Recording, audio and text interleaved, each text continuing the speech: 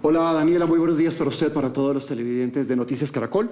Aquí estamos con un oficial que tiene 35 años de carrera, Stephanie, experto en inteligencia, crimen transnacional, narcotráfico y operaciones especiales.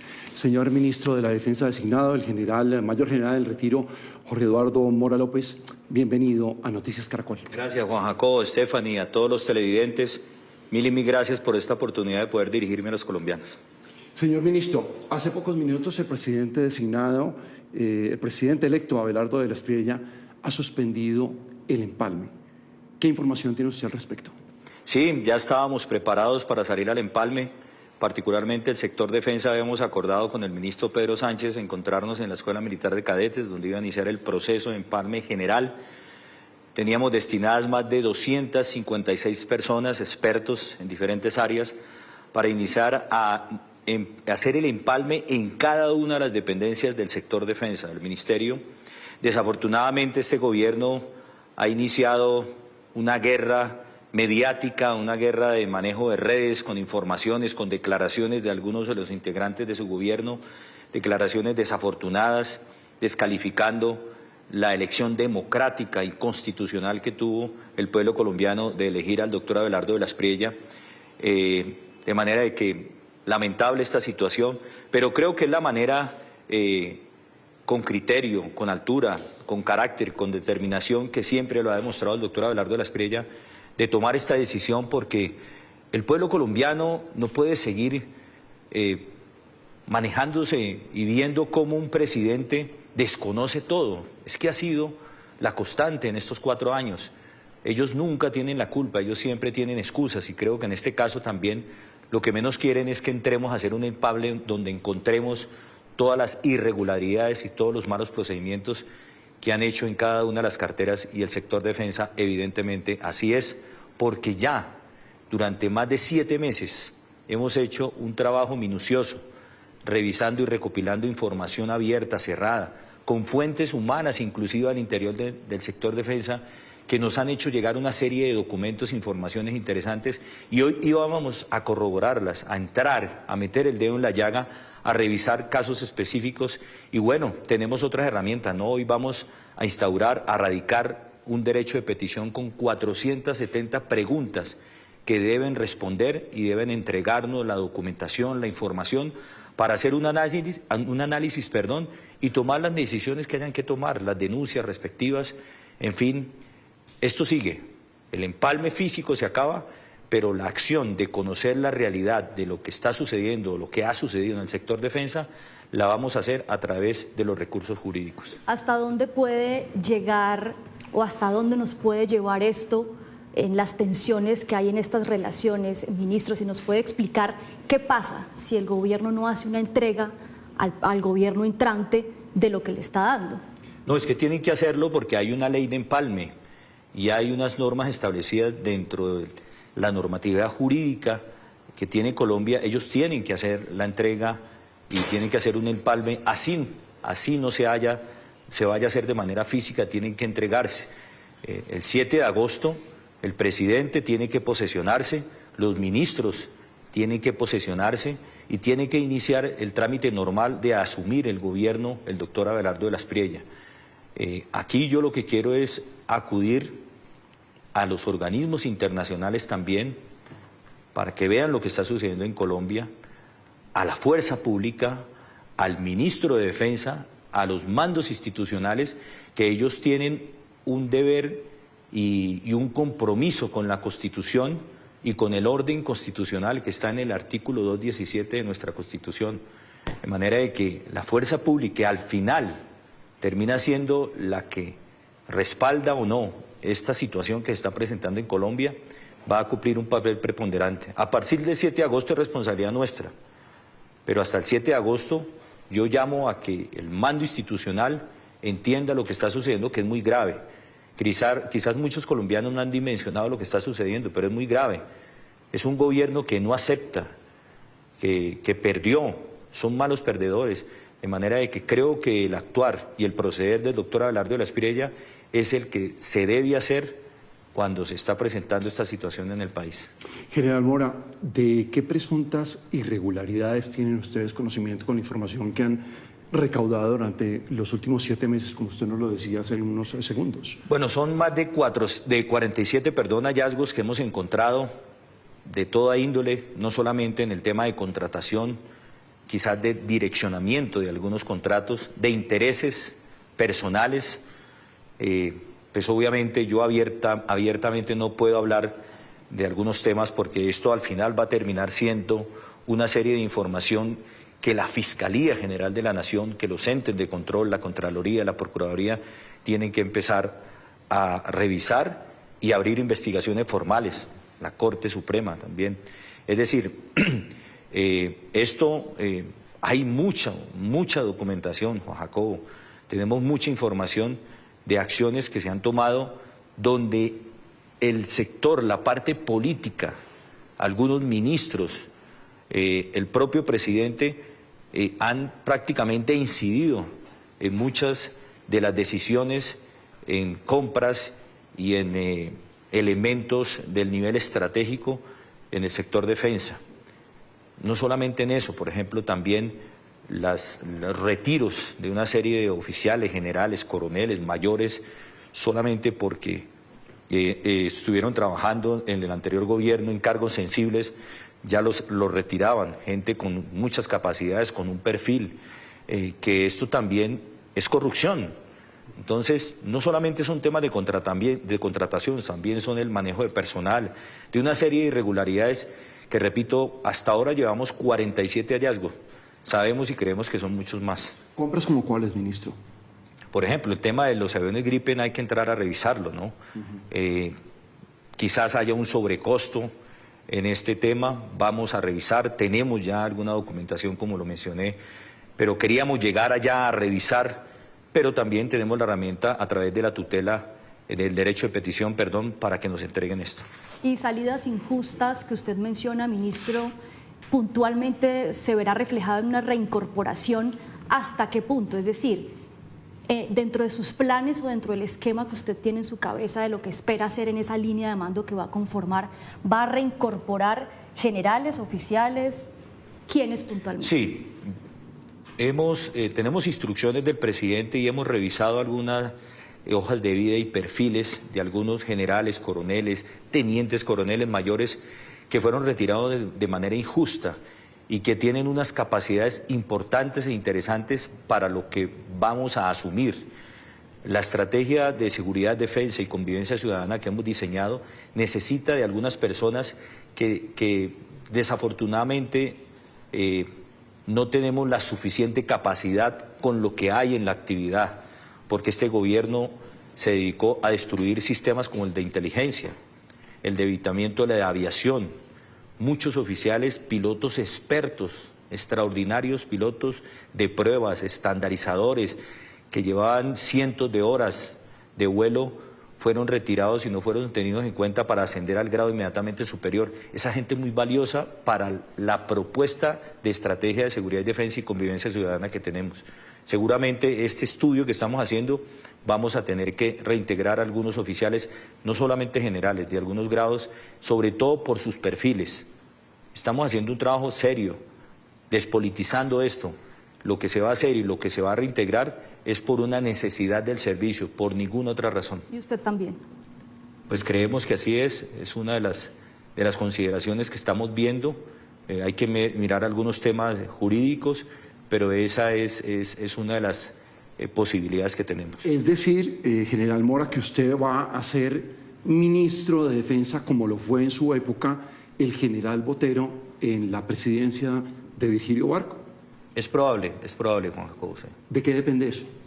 De las revisiones jurídicas, ¿no? De algunos asuntos y algunos trámites jurídicos que hay que revisar, pero esa es una de las posibilidades que existen. ¿Por qué, ministro? O sea, ¿en qué cambia el panorama en que usted pase de nuevo al servicio activo a que asuma el Ministerio de Defensa en calidad de retirado? Muchas circunstancias, Stephanie. La primera de ellas es que el presidente Abelardo de la Espriella, desde su misma campaña, desde que inició con los defensores de la patria, su símbolo, el saludo militar, la frase firmes por la patria, todo esto es en homenaje a los héroes de la patria, en reivindicar su nombre, lo que son ellos y lo que significan para nuestro país, sobre todo en los momentos más críticos en que estamos.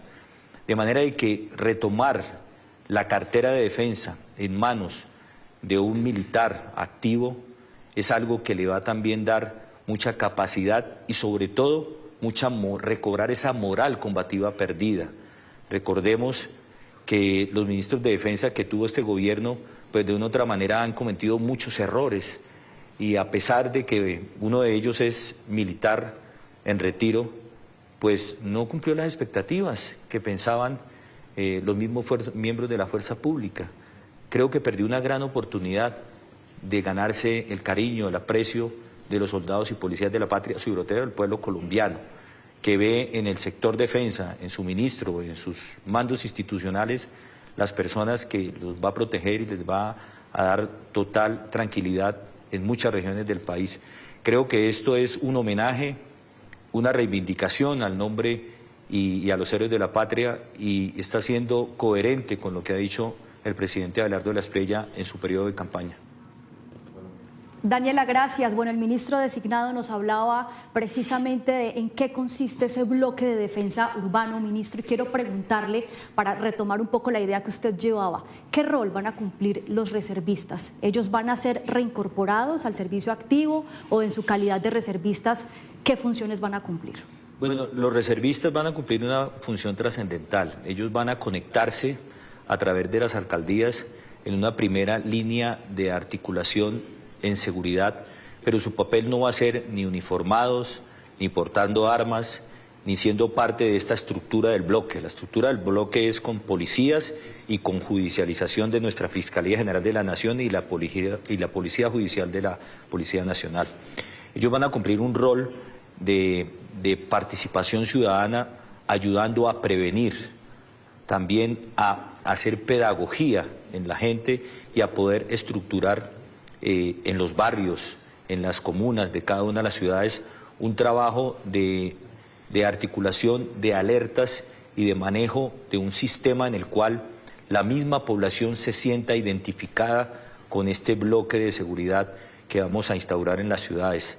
También es importante que las empresas de seguridad van a cubrir un papel también similar al de los de las reservas, porque vamos a articular un gran bloque de seguridad en las ciudades que permita que no solamente en la parte humana, sino en la articulación de todos los medios tecnológicos, las cámaras, las actividades que manejan las empresas de seguridad deben estar de una u otra manera interconectadas también con las cámaras de seguridad que maneja nuestra policía. Es decir, va a haber una interoperabilidad entre todos los sistemas de seguridad para que haya una reacción efectiva, para que en el momento en que haya un hurto, en que haya un homicidio, en que haya una de todas estas actividades por las cuales los ciudadanos que están en las ciudades están afectados y que tienen temor y miedo, la reacción de la institucionalidad, no solamente de la fuerza pública, sino todo lo que he mencionado, sea inmediata y sobre todo el proceso de judicialización.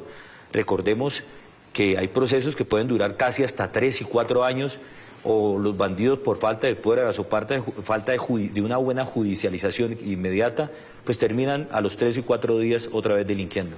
General, recordémosle a la ciudadanía quiénes van a conformar esos bloques de seguridad ciudadana. Bueno, inicialmente son miembros de la policía seleccionados, escogidos con un entrenamiento y unas capacidades y un perfil especial, junto con un componente de judicialización de la Policía Nacional y de la Fiscalía General de la Nación. Ese es el bloque operativo, por así decirlo.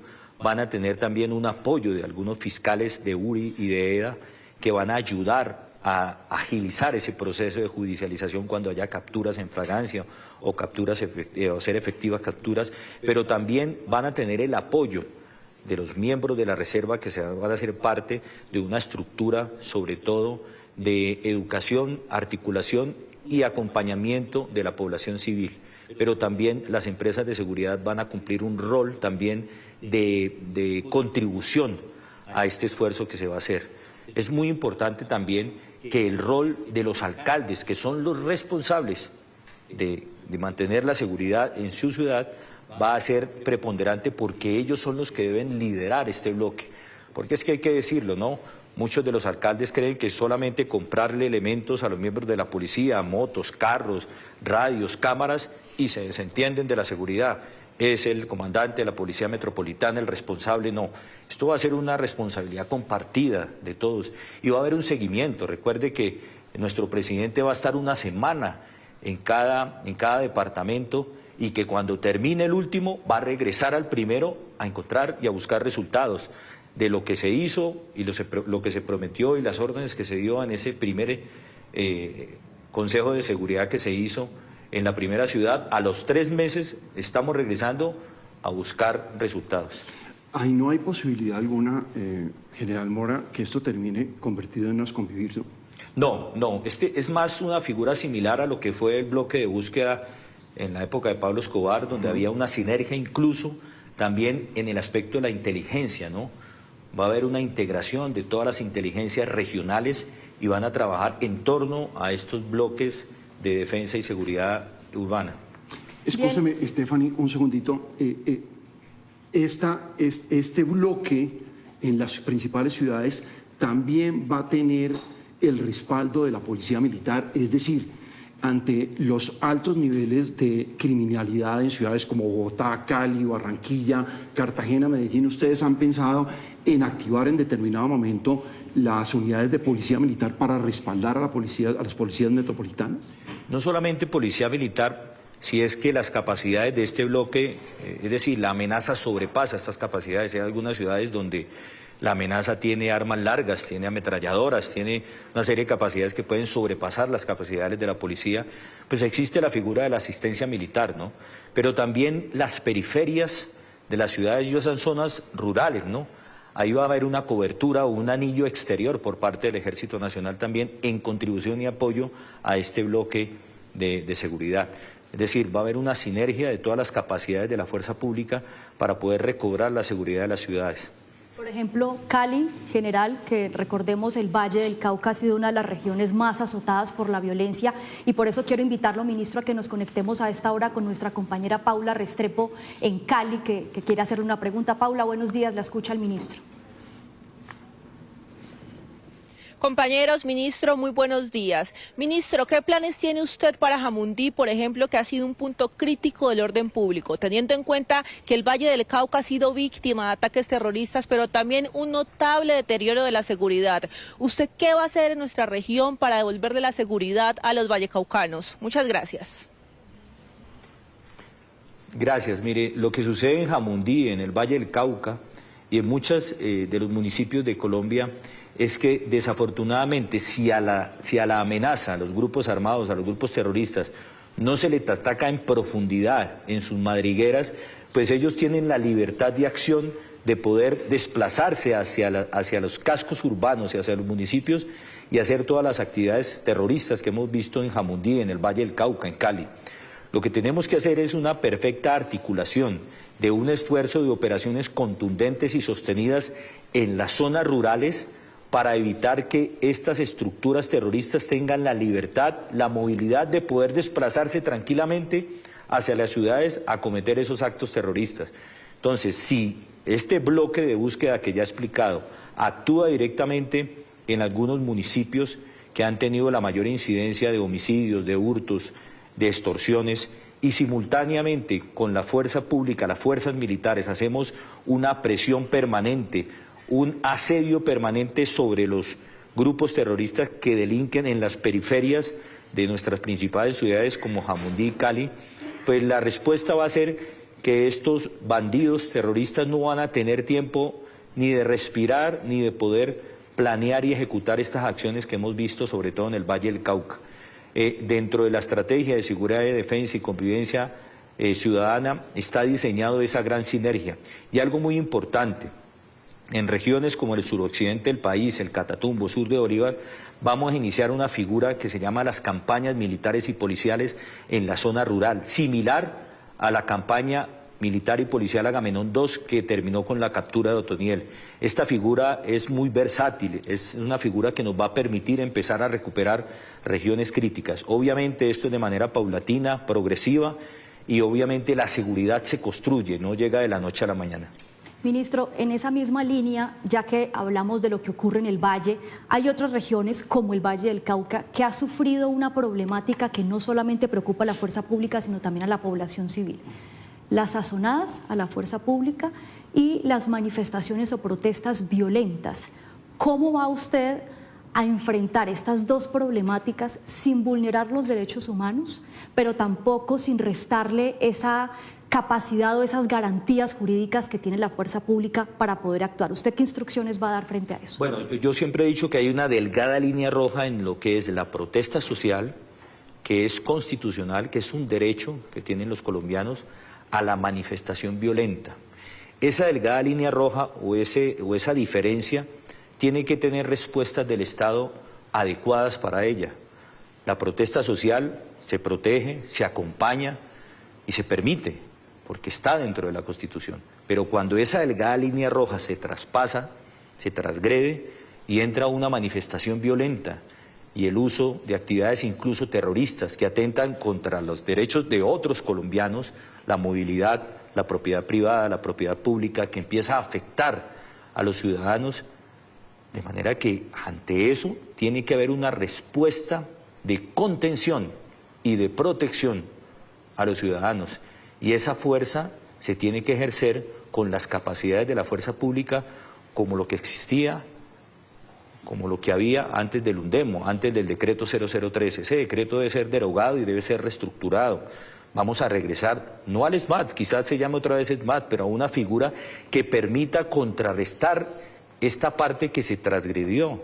Es decir, no podemos tener una respuesta tibia ante un efecto que atenta incluso contra la vida de los ciudadanos. Esto lo estamos manejando muy bien, siempre dentro del marco de los derechos humanos y el derecho internacional humanitario. Pero el Estado colombiano, las ciudades, deben tener una respuesta adecuada de escuadrones antidisturbios con armas menos letales que permitan sobreponerse ante esas actividades, porque no podemos dejar desprotegidos a los ciudadanos. Esto se está diseñando muy bien, vuelvo y reitero, manteniendo los derechos humanos, el de respeto al DIH, pero el país y los ciudadanos no pueden quedarse a la merced de unos violentos y unos terroristas que asesinen, destruyan y el Estado no responda. Recordemos que la seguridad es un bien común y es una responsabilidad del Estado proteger a los colombianos. En el caso de las sazonadas, ministro, perdóneme que le insista, ¿cuál va a ser la instrucción puntualmente? O sea, el escenario es la fuerza pública rodeada por civiles, población civil que en la mayoría de los casos está instrumentalizada. En esos casos puntualmente, ¿qué orden le va a dar usted a la fuerza pública? ¿Cómo va a proceder? La tecnología es fundamental. Si todos nuestros hombres que afrontan este tipo de situaciones de crisis están dotados de cámaras, están dotados de elementos tecnológicos, tienen el acompañamiento efectivo, pues evidentemente vamos a poder empezar a judicializar a esta gente en fragancia, pero también unos procesos ágiles que permitan mostrarle a la comunidad que quien comete esos actos violentos, que quien transgrede la ley, pues hay una acción efectiva del Estado. Es ahí donde ya esta gente empieza a tener miedo de volver a repetir estos actos. Aquí lo que tiene que haber es una perfecta armonización, primero de la institucionalidad y segundo, de que la fuerza pública tenga las herramientas suficientes tecnológicas, preparación, entrenamiento para poder responder a esto. Es decir, ministro, que se acaban los secuestros de policías y de soldados en lugares en donde se sabe que hay producción de coca, es lo que me está diciendo Total, usted. eso no se puede permitir. Eso no se puede permitir porque se está llegando inclusive atentando contra la vida de un miembro de la fuerza pública y el derecho a protegerse, el derecho a que usted no vaya a ser vulnerado, ni secuestrado, ni asesinado por una turba, pues obedece a que tiene que responder la fuerza pública ante estas situaciones. Es que la misma jurisprudencia y el mismo Código Penal lo establece. Entonces, ellos están cometiendo unos delitos. Lo que sucede es que no se hacen efectivos, pero la gran mayoría de personas que nacionadas han atentado contra nuestros soldados y policías de la patria están cometiendo un delito, se deben capturar, se deben proceder y se deben condenar. es que ahí es donde ha faltado el principio de autoridad, que este gobierno se le olvidó que existía la autoridad, y por eso es que en las regiones las personas instrumentalizadas hacen lo que quieren. Ahora, aquí hay una respuesta, por decirlo así, activa, pero tiene que haber una respuesta preventiva, donde la inteligencia cobra un papel fundamental. Lo que pasa es que acabaron con la inteligencia. Todas estas azonadas, si hay inteligencia técnica, inteligencia humana, inteligencia de señales, pues se pueden alertar y nos podemos anticipar a estos eventos. Es que es una combinación que hicieron perfectamente para que llegáramos al estado en que estamos. Continuamos a las 8:30 minutos en compañía del señor ministro designado de la Defensa, el mayor general Jorge Eduardo Mora. ¿Tenía usted preguntas sobre el tema de inteligencia, Estefany? Sí, yo quiero preguntarle, ministro, yo sé que ya no va a haber empalme dentro de lo que por ahora ha anunciado el presidente electo, pero dentro de lo que ustedes han podido recopilar de información, ¿cómo ve usted hoy el Departamento o la Dirección Nacional de Inteligencia y la inteligencia militar que hoy usted está recibiendo como ministro? Yo creo que aquí hay que partir de lo estratégico. Colombia es de los pocos países en el mundo que tiene una ley de inteligencia. Yo fui jefe de inteligencia conjunto. Mi responsabilidad estaba dirigir la JIT, que es la Junta de Inteligencia Conjunta, que de hecho con el ministro Velázquez duraron 8 meses sin hacerla, que está dentro de la ley. Aquí lo primero que sucedió fue, violaron la ley, le cambiaron el concepto de toda la comunidad de inteligencia y sus diferentes agencias, que son 7, partiendo del DNI. El DNI lo volvieron una agencia de inteligencia para investigar a la oposición, para hacer seguimientos, para cambiarle todo su concepto esencial que tenía desde que fue creada. ¿Tienen ustedes evidencias de eso? Sí, y es decir, desafortunadamente, partiendo de quiénes fueron los directores de la inteligencia, exmiembros del M-19, se dedicaron a cumplir otra misión completamente diferente para lo que fue concebido el DNI. Y la ley de inteligencia establece con plena claridad de que toda la comunidad de inteligencia debe trabajar de manera transversal. Y aquí lo que hicieron fue como dividir e impedir que esa transversalidad que debe tener la comunidad de inteligencia se hiciera para poder tener una producción de inteligencia estratégica. La JIT mensualmente lo que hace es eso, es revisar y hacer una trazabilidad de la información que tienen todas las agencias de inteligencia, y de ahí sale el producto que es la inteligencia estratégica del Estado para poder tomar decisiones sobre la situación de Venezuela, sobre lo que está subiendo las fronteras, sobre el fortalecimiento y el cumplimiento del Plan Nacional de Inteligencia. Esto se desboronó. Cada agencia de inteligencia le tocaba trabajar de manera independiente, pero fue premeditado, fue hecho precisamente para esto, porque cuando no hay un trabajo estrecho entre todas las agencias de inteligencia, que así lo reza la ley de inteligencia, pues la conclusión es que no hay inteligencia para anticiparnos a todo lo que hemos vivido en estos 4 años. Esa es la realidad de lo que ha sucedido con la inteligencia. Hay que repotencializar la inteligencia, por eso es fundamental mirar y pensar en alguna gente, oficiales con capacidades de inteligencia para que nos ayuden a recomponer la inteligencia, que es un sistema fundamental para poder cumplir este plan y esta estrategia que tenemos para recuperar la seguridad de Colombia. Señor ministro, bajo lo que usted nos ha dicho, ¿usted qué sugerencia le va a hacer al presidente de la Espriella sobre el futuro de la DNI? ¿Liquidarla? No, yo creo que hay que hacer una reestructuración y hay que recuperar lo que se perdió, pero también tenemos que mejorar sus capacidades.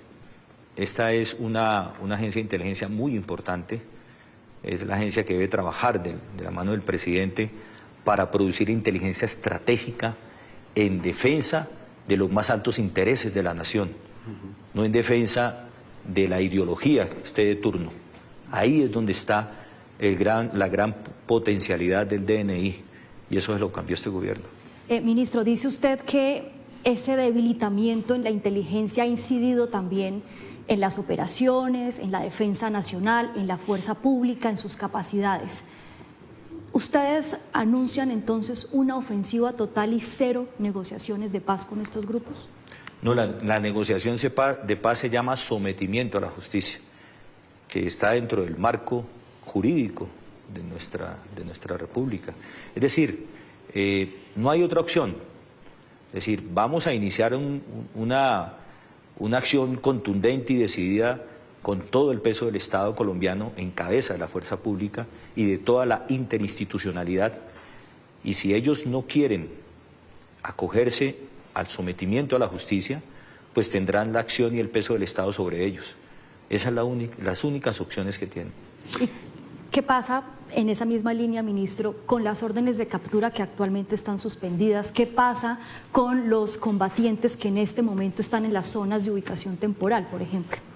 Bueno, ahí tenemos que hacer una revisión, pero al finalizar todo lo que tiene que ver con el mal llamado, la mal llamada paz total, pues obviamente se tienen que reactivar todas las órdenes de captura, se tiene que hacer una revisión de lo que existe para poder tomar unas decisiones coherentes respecto a lo que viene para el país. Pero yo creo que aquí lo más importante de todo esto es que hay una decisión política de recuperar los territorios, de volver al control institucional de muchas regiones que se perdieron, y evidentemente la paz total no sigue, hasta ahí llega a partir del 7 de agosto. Señor ministro, a las 8:35 de la mañana tenemos comunicación con Popayán, otra de las zonas que tenemos información. Usted va a comenzar a hacer una intervención directa, sobre todo en esa parte del norte del Cauca, y nos comunicamos a esta hora de la mañana con nuestro corresponsal permanente en la capital caucana, Fernando Rojas, que también le tiene una pregunta, señor ministro. Compañeros, muy buenos días. Señor ministro, para usted también muy buenos días. Mire, en el departamento del Cauca hay una gran preocupación por el aumento de la presencia de 4 estructuras de las disidencias de Iván Mordisco, asimismo por la presencia de la Segunda Marquetalia, el ELN, así como de bandas delincuenciales que están al servicio de los cárteles mexicanos y también locales. La operación Perseo ha sido una de las más importantes aquí en el departamento del Cauca, y aunque ha entregado importantes resultados militares, hay una gran preocupación por parte de la comunidad que no ve la inversión social prometida en los programas. ¿Esta operación Perseo continuará la ejecución de estos programas sociales? Y segundo, señor ministro, en el departamento del Cauca hay una grave problemática de reclutamiento forzado de niños, niñas y adolescentes. ¿Cómo se va a combatir este flagelo que afecta a nuestro departamento? Mire, la operación Perseo inició un gran esfuerzo militar y policial, pero como siempre se quedó en lo que es la conciliación por parte del Estado. Generalmente la fuerza pública llega a recuperar, estabilizar, y se supone que detrás viene la consolidación con acciones sociales para empezar a mitigar las necesidades básicas insatisfechas en regiones como evidentemente está sucediendo en el Cauca. Nosotros tenemos diseñado la propuesta de unas campañas policiales y militares que lleguen a estas regiones acompañadas de un gran componente social. Para ello se está diseñando una estructura que va a permitir que junto con la fuerza pública llegue también esa consolidación de la presencia del Estado.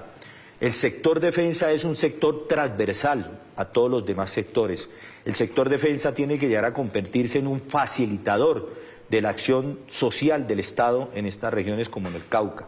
De manera de que nosotros tenemos perfectamente claro cuál es la misión nuestra. Nuestra misión es recuperar y estabilizar para que el Estado colombiano, el gobierno, el presidente Abelardo de la Espriella, pueda llegar de una manera ágil y rápida a mitigar estas necesidades sociales que tienen regiones como el Cauca, como el Catatumbo, como el sur de Bolívar, como Arauca, como el nordeste antioqueño, como el Guaviare. Es decir, nuestra propuesta de seguridad, defensa y convivencia ciudadana está diseñada para una perfecta articulación de la interinstitucionalidad, pero sobre todo para que, vuelvo y reitero, el sector defensa se convierta en ese sector transversal de la acción del gobierno nacional en estas regiones tan necesitadas. Vamos a hacer allá en el Cauca una campaña militar y policial que permita recobrar la recuperación del territorio, pero también que agilice los recursos y la acción del Estado, del gobierno en lo social sobre esta región tan azotada por los grupos terroristas. Hablemos ahora, señor ministro, de lo que va a pasar entonces en los Santanderes, su región también, y para eso nos conectamos con nuestro compañero Richard Quiñones. Muy importante lo que va a pasar en la frontera también con Venezuela, que es una zona tan estratégica para nosotros. Richard, buenos días, lo escucha el ministro. Stephanie, ministro, muy buenos días. El tema de conversación aquí es el Catatumbo y la zona de frontera. Estamos en el puente internacional Atanasio Girardot. A pocos pasos ya está el territorio vecino. La pregunta es, ¿va a existir cooperación con las Fuerzas Armadas del territorio vecino? Y también otro punto muy importante, ¿cómo va a ser la recuperación del territorio? Porque tenemos una complicada situación de alteración del orden público, tomando en cuenta el tema de las víctimas en el territorio, pero también la cercanía, incluso en el Catatumbo, con territorio venezolano. Richard, muchas gracias. Un saludo especial para usted. Pues usted bien sabe, yo siendo cucuteño y norte santandereano, conozco perfectamente qué es lo que sucede en el Catatumbo. El relacionamiento del gobierno del doctor Abelardo de la Espriella con Venezuela va a ser a través de Venezuela. Perdón, de los Estados Unidos. Venezuela está en un proceso de transición a la democracia. Estados Unidos está haciendo una articulación importante con el gobierno venezolano y nuestro relacionamiento va a ser a través del gobierno de los Estados Unidos. El esfuerzo que vamos a hacer también en el Catatumbo a través de una campaña militar y policial allí necesita de que del lado venezolano exista un compromiso y una presión también, y a través del gobierno de los Estados Unidos vamos a ejercer esa presión para que así sea. Todos sabemos y conocemos, y yo sé que la inteligencia del Estado en estos momentos sabe que en Venezuela existen los campamentos del ELN, sus principales cabecillas están allí refugiados, de manera de que de nada sirve que hagamos un esfuerzo contundente y de contención y protección acá, si del otro lado no existe la misma reciprocidad. Por eso, a través de los Estados Unidos vamos a hacer este efecto de presión para que así sea. Asimismo, norte de Santander, recuerde que mañana vamos a estar allá con el presidente Abelardo de la Espriella haciendo el primer empalme regional a través de los gobernadores y alcaldes. Esperemos que esto sí pueda continuar, porque en realidad va a ser en las regiones en donde el presidente desde su campaña lo manifestó. Va a ser a través de tener esa cercanía con los gobernadores y alcaldes para escucharlos, no solamente para ver sus prioridades en cuanto a obras, en cuanto a una serie de necesidades que se tienen allá, sino sobre todo en seguridad. Allá vamos a estar mañana con nuestros paisanos, escuchándolos, mirándolos y también contándonos qué es lo que queremos para recuperar esta hermosa región del Catatumbo, que está azotada históricamente por el narcotráfico y por todos los actores y factores de inestabilidad que existen en Colombia. General Mora, ¿cuáles son sus compromisos en los primeros días, en los primeros 100 días de gestión en su ofensiva contra el ELN, las disidencias y el Clan del Golfo? ¿Vuelven los bombardeos? Sí, por supuesto. Los bombardeos es una de las herramientas estratégicas más importantes, precisamente para lo que yo hablaba, para neutralizar el accionar. La libertad de acción que tienen los grupos armados es producto de que no hay una presión, de que no hay una sostenibilidad de la contundencia operacional en profundidad, y los bombardeos se hacen en profundidad para atacar sus madrigueras, sus campamentos, los cabecillas, quienes desde ahí son el cerebro de lo que sucede en las ciudades, en las regiones y en otras partes. Es decir, va a haber una perfecta combinación de bombardeos, de presión, de operaciones especiales, pero también una recuperación del control territorial. Ministro, usted ha hablado a lo largo de esta entrevista de esa ofensiva total que va a haber por parte de este gobierno, pero ofensiva total también significa plata, eso cuesta. ¿De dónde van a salir los recursos? Usted ya ha hablado también de la incidencia que va a tener Estados Unidos en el cumplimiento de esas promesas que ustedes están haciendo. ¿Qué va a pasar con Israel, por ejemplo, que también suma mucho a las capacidades que tenemos aquí en Colombia, específicamente nuestras fuerzas militares? Bueno, primero que todo regresa la cooperación con los principales aliados estratégicos, Estados Unidos, Reino Unido e Israel. Con Estados Unidos se han tenido unos importantes avances. Hay ya unos acercamientos y ahora, como ministro de Defensa designado, vamos a poder hacerlo de una manera oficial. Seguramente en los próximos días ya tenemos algunas reuniones con la Embajada, con el Departamento de Estado, el Departamento de Defensa. Seguramente en los próximos días vamos a viajar al Pentágono para revisar toda nuestra estrategia, a mirar cómo potencializamos el escudo de las Américas, cómo nos vinculamos con ellos, y esto va a ser muy importante. Pero también hay algo fundamental. Poco a poco el sector defensa tiene que llegar a ser autosostenible. Tenemos 19 empresas del sector defensa que son importantísimas, muy buenas, que producen, y vamos a ponerlas a producir aún más para que esos recursos retornen al sector defensa. Entonces, esta es una manera de financiar y de poder asumir esta responsabilidad que tenemos de asegurar y proteger a los colombianos. Ministro, quiero insistirle, usted habla entonces de retomar relaciones con Israel. ¿Eso implica o significa que nuevamente vamos a comprar esas partes necesarias que produce Israel para poder seguir operando con el fusil Galil aquí en Colombia? Este tema del fusil que sacaron fue algo desastroso, desastroso.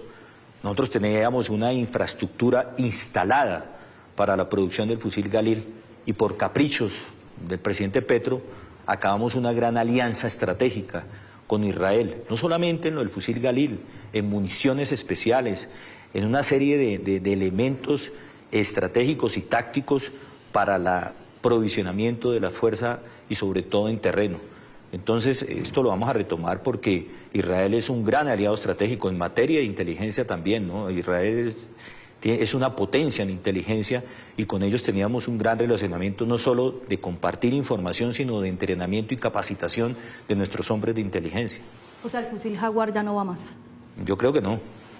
Vamos a revisarlo, vamos a mirar, porque tampoco vamos a permitir que haya un detrimento de los recursos, que bien escasos que son, y tenemos que saber utilizarlos.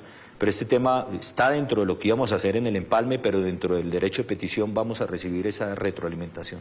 Señor ministro, tenemos muchísimo tiempo, tenemos muchísimas cosas de que hablar con usted, pero ya el tiempo se nos acabó. Usted tiene varias reuniones pendientes. Le agradecemos inmensamente haber estado con nosotros en Noticias Caracol durante estos minutos. Mil gracias. Finalmente, ¿cuál es su compromiso con los colombianos, su compromiso a corto plazo para que se sientan más seguros y más tranquilos? ¿Cuál es su compromiso en estos primeros meses de gestión frente al Ministerio de Defensa? Juan Jacobo, muchas gracias. Yo sobre todo quiero es mi compromiso con los soldados y policías de la patria.